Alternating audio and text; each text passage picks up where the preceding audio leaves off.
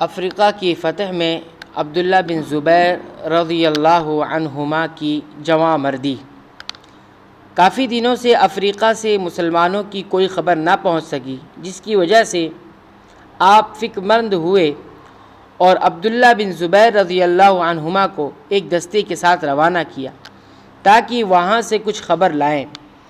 عبداللہ بن زبیر رضی اللہ عنہما نے پوری مستعدی یعنی تیاری کے ساتھ سفر جاری رکھا اور مسلمانوں کے پاس افریقہ پہنچ گئے۔ جب آپ وہاں پہنچے تو شور مچ گیا اور مسلمانوں نے تکبیر پکاری۔ جرجیر نے دریافت کیا یہ آواز کیسی ہے؟ اس کو بتایا گیا کہ مدینہ سے مسلمانوں کو کمک یعنی مدد پہنچی ہے۔ چنانچہ اس خبر سے وہ حواس باختہ ہو گیا۔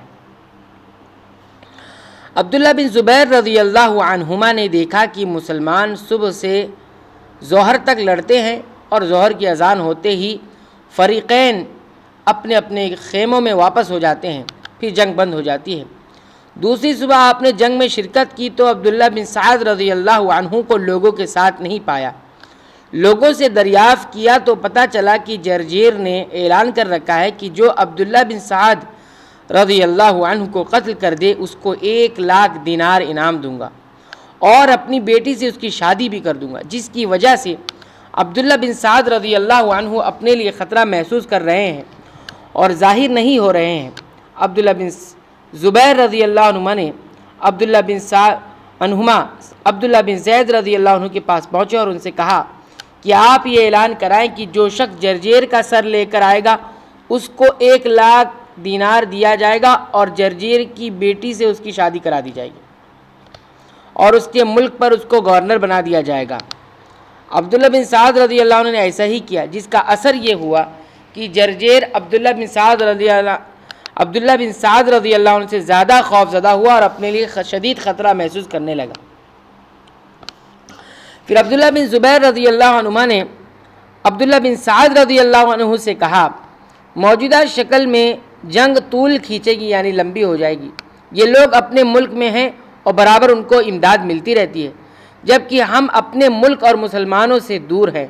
لہٰذا میری رائے ہے کہ کل کچھ صالح افراد کو جنگ میں نہ شریک کر کے خیموں میں تیار رہنے دیں اور ہم دشمن کی صف میں گھس کر گھمسان کی جنگ کریں یہاں تک کہ وہ تھک ہار جائیں، اور جب فریقین اپنے خیموں میں واپس ہو جائیں تو جو لوگ جنگ میں شریک نہ ہو کر خیموں میں تیار بیٹھے تھے ہم ان کے ساتھ اچانک دشمن پر حملہ بول دیں۔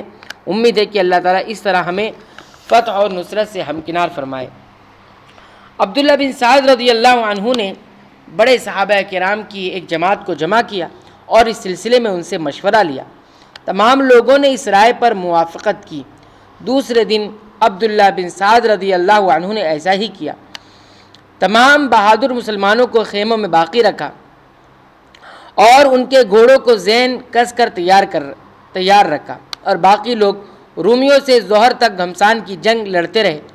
جب ظہر کی اذان ہوئی تو رومیوں نے اپنے خیموں کو واپس ہونا چاہا، لیکن عبداللہ بن زبیر رضی اللہ عنہ نے ان کو اس کا موقع نہ دیا اور ان سے شدید جنگ کرتے رہے یہاں تک کہ ان کو تھکا دیا۔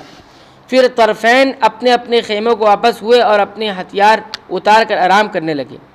عبداللہ بن زبیر رضی اللہ عنہ نے ان تازہ دم مجاہدین کو جن کو خیموں میں باقی رکھا تھا ساتھ لیا اور اچانک رومیوں پر ٹوٹ پڑے اور ان کے اندر گھس کر یک بارگی حلہ بول دیا۔ ان کو اسلحہ سنبھالنے کا موقع نہیں دیا۔ اس حلے میں جرجیر کو عبداللہ بن زبیر رضی اللہ عنہ نے قتل کیا۔ رومیوں کو شکست فاش ہوئی، ان میں سے بہت سے لوگ قتل ہوئے اور جرجیر کی بیٹی کو قید کر لیا گیا۔ عبداللہ بن سعد رضی اللہ عنہ نے شہر کا محاصرہ کر کے اس کو فتح کر لیا۔ اس میں بہت سارا مال اور متاع ہاتھ آیا۔ شہ سوار کو 3,000 دینار اور ایک پیادہ کو یعنی پیدل کو 1,000 دینار غنیمت میں ملے۔ جب عبداللہ بن سعد رضی اللہ عنہ نے سبیطلہ شہر فتح کر لیا تو ملک کے مختلف علاقوں میں اپنی فوجوں کو روانہ کیا۔ یہ فوجیں قفصہ پہنچ گئیں جہاں انہیں قیدی اور مال غنیمت ہاتھ آئے۔ عجم قلعے پر آپ نے فوج کشی کی، شہر کے لوگ قلعہ بند ہو گئے۔ آپ نے اس کا محاصرہ کر لیا اور امان کے ذریعے سے فتح کیا۔ افریقہ کے لوگوں نے آپ سے مصالحت کر لی، جیسا کہ بات گزر چکی ہے۔ عبداللہ بن زبیر رضی اللہ عنہما کو شاہ جرجیر کی بیٹی عطیہ میں ملی، اور ان کو عبداللہ بن سعد رضی اللہ عنہ نے افریقہ کی فتح کی بشارت دے کر عثمان رضی اللہ عنہ کے پاس روانہ کر دیا۔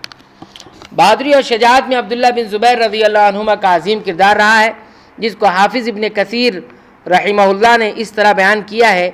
فرماتے ہیں کہ جب مسلمانوں نے افریقہ پر چڑھائی کا ارادہ کیا، اس وقت ان کی تعداد 20,000 تھی، اور ان کے سپہ سالار عبداللہ بن سعد بن ابی سرح رضی اللہ عنہ تھے، اور اس لشکر میں عبداللہ بن عمر، عبداللہ بن زبیر وغیرہ شامل تھے۔ ان کے مقابلے میں بربر کا بادشاہ جرجیر 1,20,000 اور بعض روایات کے مطابق 2,00,000 سپاہیوں کے ساتھ نکلا۔ جب دونوں فوجیں آمنے سامنے ہوئی تو جرجیر نے اپنے فوج کو حکم دیا۔ انہوں نے مسلمانوں کو چاروں طرف سے گھیر کر حالہ بنا لیا۔ اس وقت انتہائی نازک منظر سے مسلمان دوچار ہوئے، اس سے قبل ایسے بھیانک اور خوفناک منظر سے کبھی دوچار نہیں ہوئے تھے۔ عبداللہ بن زبیر رضی اللہ عنہ فرماتے ہیں کہ میں نے صفوں کے پیچھے جرجیر کو دیکھا، وہ ٹٹو پر سوار تھا، 2 لونڈیاں اس پر مور کے پروں سے سایہ کیے ہوئے تھی۔ میں عبداللہ بن سعد کے پاس گیا اور ان سے کہا میرے ساتھ کچھ لوگوں کو مقرر کرے جو پیچھے سے میری پشت پناہی کرے، میں بادشاہ کی طرف رخ کرنا چاہتا ہوں۔